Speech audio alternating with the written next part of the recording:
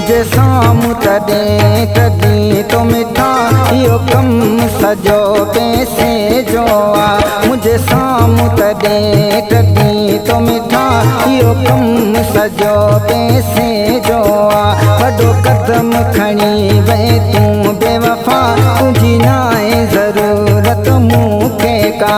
मुझे साम्हूं तॾहिं कॾहिं तो मिठा इहो कमु सॼो पैसे जो आहे। दोस्तों इन कलाम जो शाइर है अख्तर जान छुट्टो पुराणी गोलीमार खां, ऐं फरमाश है शाइर रज़ाक साबरो की गोलाई खां, ऐं पुनल छोटे जी फरमाश, ऐं असगर बापड़े फरमाश रोज कॉलोनी खां, ऐं उस्ताद अज़ीमुल्ला अचराणी खां फरमाश, ऐं उस्ताद हफीज़ुल्ला ऐं उस्ताद उमेद अली गुंडा जी खां फरमाश।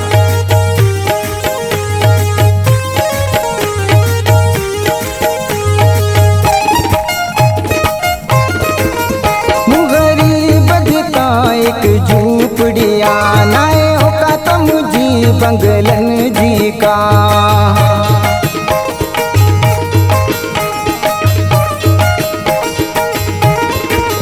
मुगरी बजता एक झूपड़िया नाए होका तो मुझी बंगलन जी का।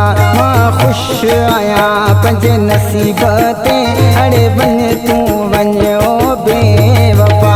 मुझे साम्हूं तॾहिं कॾहिं तो मिठा इहो कमु सॼो पैसे जो आहे। वॾो कदम खणी वई तूं बेवफ़ा, तुंहिंजी न आहे ज़रूरत मूंखे का।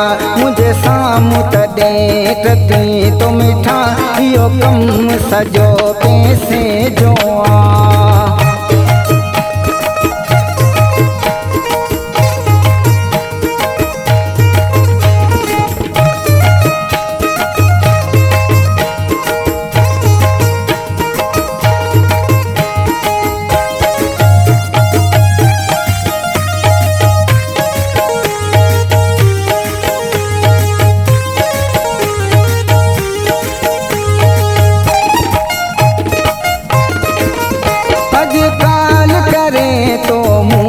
चमी छो हाल हाणे तो मुझ पुछी।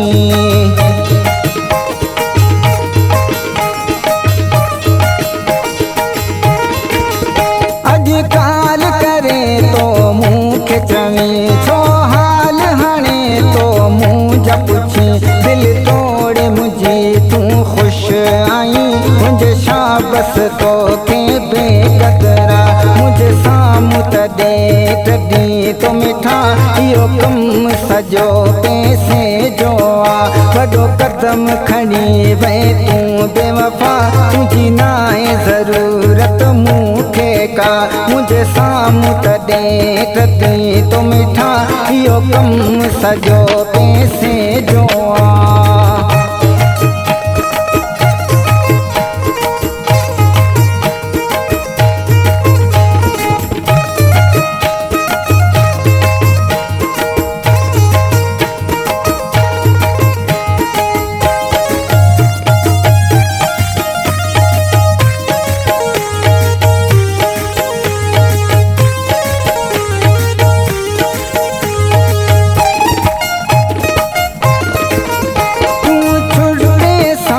निभाए सके वे अख्तर के बेवफा तू छॾे।